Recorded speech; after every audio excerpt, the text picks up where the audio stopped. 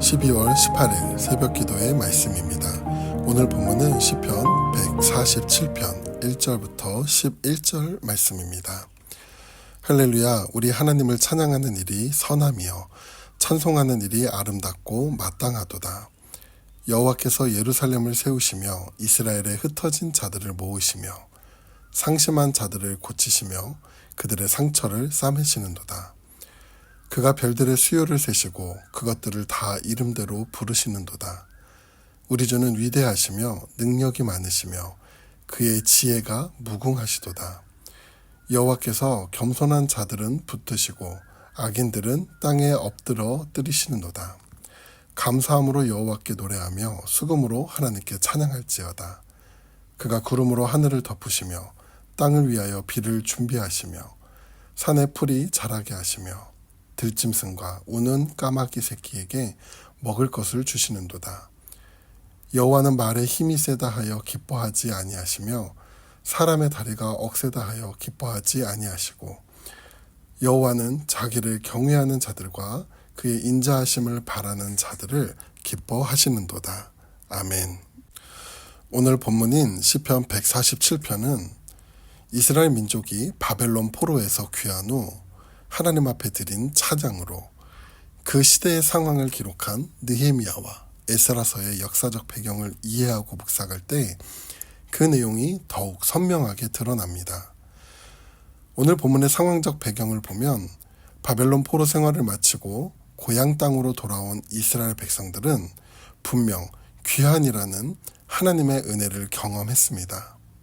그러나 그들이 귀환 후 마주한 현실은 여전히 불안하고 고단했는데 오랜 기간에 걸쳐 예루살렘 성전은 재건되었지만 이전의 영광과는 비교할 수 없었고 성벽은 무너진 채 방치되어 있었으며 삶의 터전은 황폐했었죠. 에스라서 3장을 보면 성전 기초가 놓였을 때 어떤 이들은 기쁨으로 환호했지만 또 어떤 이들은 옛 성전을 기억하며 그 초라함에 소리 높여 울었고 느헤미야서를 보면 성벽을 재건하는 동안 대적의 위협과 내부의 경제적 어려움으로 백성들의 마음이 계속 흔들렸음을 볼 수 있는데 바로 이때 오늘 본문이 불안하고 고단한 이스라엘 백성을 향한 위로로 다가간 것이었습니다. 그래서 시편 147편은 모든 것이 안정된 이후에 드려진 찬양이 아니라 귀환했으나 여전히 불안한 백성들이 하나님을 바라보며 드린 믿음의 고백인 것이죠. 오늘 이 말씀을 함께 묵상할 때 당시 이스라엘 백성들에게 주어진 위로가 여전히 삶의 무게와 불안을 안고 살아가는 우리의 삶에도 전해지는 위로가 되기를 바랍니다. 오늘 본문은 이렇게 시작을 합니다. 1절입니다. 할렐루야, 우리 하나님을 찬양함이 선함이요 찬송함이 아름답고 마땅하도다. 포로에서 돌아온 이스라엘 백성들의 현실을 생각해보면 이 고백은 결코 쉽지 않음을 알 수 있는데 그들이 직면한 상황은 아직 성벽도 세워지지 않았고 삶은 불안정하며 미래는 불투명했습니다. 그럼에도 저자는 하나님을 찬양하는 것이 마땅하다라고 말하는데 이는 상황에서 나온 고백이 아닌 믿음에서 나오는 고백이 되는 것이죠. 그럼 저자가 가진 믿음은 무엇이었을까요? 2절을 이어서 보면 여호와께서 예루살렘을 세우시며 이스라엘의 흩어진 자들을 모으시며 라고 고백합니다. 느헤미야서 2장을 보면 느헤미야는 무너진 예루살렘 성을 바라보며 백성들에게 이렇게 말합니다. 오라, 우리가 예루살렘 성을 건축하여 다시는 수치를 당하지 말자. 느헤미야의 이 고백은 인간의 의지를 드러낸 것이 아닌 하나님의 역사를 바라보며 선포한 내용이었는데 하나님은 흩어졌던 이스라엘 백성들을 다시 모이게 하시고 무너진 성을 세워가시는 분임을 드러내는 것이죠. 이러한 하나님의 역사는 분명 돌아온 이스라엘 백성들에게 있어서는 은혜입니다. 그런데 이러한 하나님의 은혜의 상황 속에 있었음에도 문제는 귀환한 이스라엘 백성들의 마음에는 여전히 포로기의 상처를 안고 있었다는 것이죠. 그래서 3절을 보면 저자는 이렇게 고백을 합니다. 상심한 자들을 고치시며 그들의 상처를 싸매시는도다. 이스라엘 백성들 상처는 단지 장소의 문제가 아니라 마음과 영혼의 문제였습니다. 자유를 잃었던 시간, 정체성이 흔들렸던 경험, 실패와 수치의 기억이 그들 안에 깊이 남아 있었던 거죠. 그래서 본문의 저자는 이스라엘 백성들을 향해 하나님은 무너진 건물만, 다시 말해 외형만 고치시는 분이 아니라 마음의 상처를 먼저 어루만지시는 분임을 말하고 있는 것입니다. 그럼 저자는 어떻게 이스라엘 백성들의 상처받은 그 마음을 어루만져 갔을까요? 4절에서 5절을 보면 저자는 하나님이 어떠한 분인지를 설명해 갑니다. 그가 별들의 수요를 세시고 그것들을 다 이름대로 부르시는도다. 우리 주는 위대하시며 능력이 많으시며 그의 지혜가 무궁하시도다. 저자는 이스라엘 백성들의 시선을 하늘로 향하게 합니다. 그리고 이렇게 말하죠. 하나님은 저 하늘의 별들의 수요를 세시고 그것들을 다 이름대로 부르시는 분이야. 여러분, 하늘의 별이 얼마나 많습니까? 그런데 하나님은 그 수많은 별들의 수를 정확하게 다 파악하실 뿐만 아니라 그것들을 다 이름대로 부르시는 분이라고 합니다. 저자는 이런 하나님을 말하며 상처받은 이스라엘 백성을 향하여 이렇게 위로하는 것이죠. 하나님은 너희들의 이름과 상황뿐만 아니라 당한 처지와 마음을 다 아시는 분이야. 이스라엘 백성들이 포로기를 겪으며 또 돌아온 고향 땅의 황폐함을 바라보며 그들의 자존감이 얼마나 무너졌겠습니까? 그런데 그들을 향해 하나님은 너희를 기억하시는 분임을 전하고 있는 것이죠.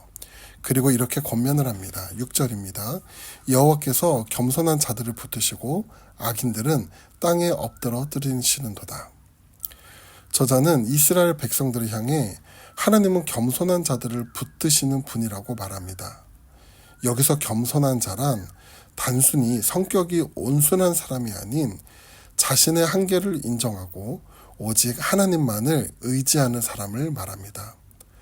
포로기를 통해 철저히 한계 속에 낮아지고 아무것도 의지할 수 없는 상황 가운데 하나님을 온전히 의지할 때 하나님은 그들을 보호하신다는 것입니다. 여러분, 하나님과의 관계의 회복은 우리가 가장 낮아지고 연약해지는 상황에서 일어납니다.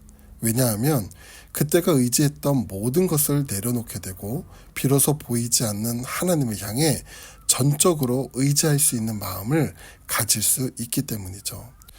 오늘 여러 한계의 상황과 연약해진 삶 속에 살아가신다면 지금이 하나님의 은혜와 회복을 경험하게 되는 때임을 기억하시기 바랍니다.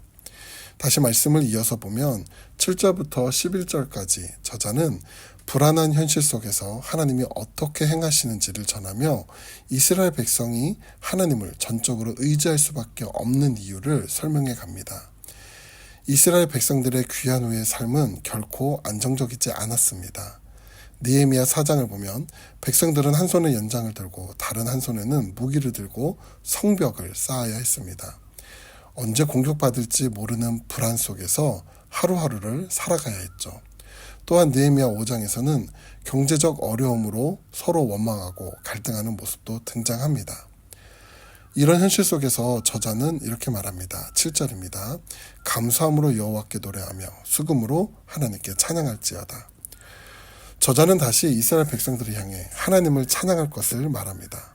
그런데 여기 보면 두 가지의 표현 방법이 나오는데 하나는 감사함으로이고 또 하나는 수금으로입니다.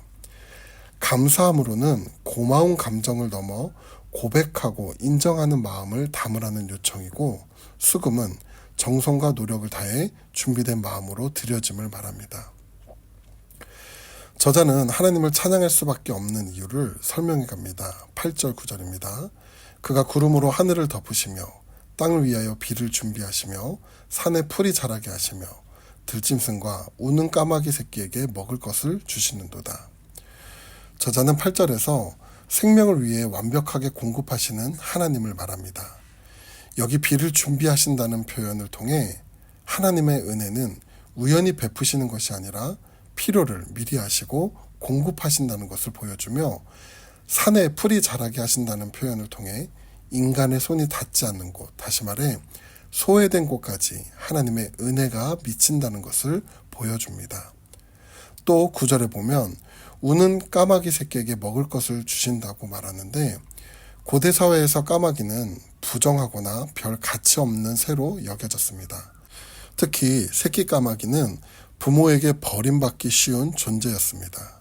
그런데 이 까마귀 새끼가 울 때 먹이를 주신다는 표현은 세상에서 소외되고 돌봄받지 못한 존재도 하나님은 잊지 않으신다는 강력한 위로의 메시지를 전하고 있는 것입니다. 이 말씀은 귀환한 이스라엘 백성들에게 이렇게 메시지를 전하고 있는 것이죠. 너희의 생존은 주어진 환경에 달려있는 것이 아닌 너희를 기억하시고 먹이시고 살리시는 하나님에게 있다. 그래서 시편 저자는 마지막 10절, 11절에서 중요한 신앙의 전환을 선포합니다. 여호와는 말에 힘이 세다 하여 기뻐하지 아니하시며 사람의 다리가 억세다 하여 기뻐하지 아니하시고 여호와는 자기를 경외하는 자들과 그의 인자하심을 바라는 자들을 기뻐하시는도다. 하나님은 말의 힘이나 사람의 다리의 힘을 기뻐하지 않으십니다. 과거 바벨론의 강력한 군사력 앞에서 무너졌던 이스라엘 백성들은 인간의 힘이 얼마나 허망한지를 뼈저리게 배웠습니다. 말의 힘이나 다리의 힘은 결국 하나님 없는 자들의 교만이었던 것이죠. 그래서 저자는 이스라엘 백성들을 향해 회복의 메시지를 전하는 것입니다. 하나님을 경외하는 자들과 인자하심을 바라는 자들을 하나님은 기뻐하신다고 말합니다. 여기 기뻐함은 단순한 행복의 표현이 아닌 하나님께서 그들을 소중한 존재로 인정하신다는 것을 의미하는 것이죠. 사랑하는 태국 한인교회 성도 여러분, 오늘 본문을 통해 상처를 안고 살아가는 사람들이 어떻게 하나님을 기뻐 찬양할 수 있는지를 보여주고 있습니다. 우리는 아직 모든 것이 회복되지 않았다고 해서 낙심할 필요가 없습니다. 폴에서 돌아온 이스라엘 백성들은 귀한 자체가 이미 하나님의 은혜였음을 시간이 지나서야 깨닫게 됩니다. 우리의 삶도 마찬가지죠. 아직 해결되지 않은 문제와 남아있는 불안이 있다 할지라도 하나님께서 우리를 이 자리까지 인도하셨다는 사실 자체가 이미 회복의 시작임을 믿음으로 바라보시기 바랍니다. 그리고 불안한 현실 속에서도 하나님을 신뢰하는 마음을 놓지 마시길 바랍니다. 이스라엘 백성의 황폐한 삶 속에서도 하나님은 그들에게 주실 은혜를 예비하시며 들짐승과 새끼까마귀까지 돌보시는 하나님이시기에 우리의 필요와 염려를 이제는 조용히 맡기시기 바랍니다. 그리고 이제는 세상의 힘과 방법이 아닌 하나님의 말씀 앞에 겸손함으로서는 삶을 살아내시기를 바랍니다. 오늘 그 하나님의 말씀을 의지하며 살아갈 때 반드시 새 힘과 능력으로 회복되고 살아가게 하실 줄 믿습니다. 기도하겠습니다. 은혜가 풍성하신 하나님, 오늘 우리의 삶 가운데 하나님의 은혜가 있었음에도 삶의 불안과 염려, 상처와 아픔으로 여전히 살아가고 있는 우리의 연약한 삶을 용서하여 주시옵소서. 그래서 우리는 더욱 하나님의 은혜가 필요합니다. 오늘 말씀을 통해 내면까지 회복시키시는 하나님의 은혜를 다시 바라봅니다. 우리가 겸손히 하나님을 향해 다시 한번 나아갈 때 하나님의 회복의 은혜가 우리의 심령 가운데도 임할 수 있도록 은혜를 베풀어 주시옵소서. 오늘 하루도 그 은혜로 살아가게 하실 줄 믿으며 예수님의 이름으로 기도드립니다. 아멘.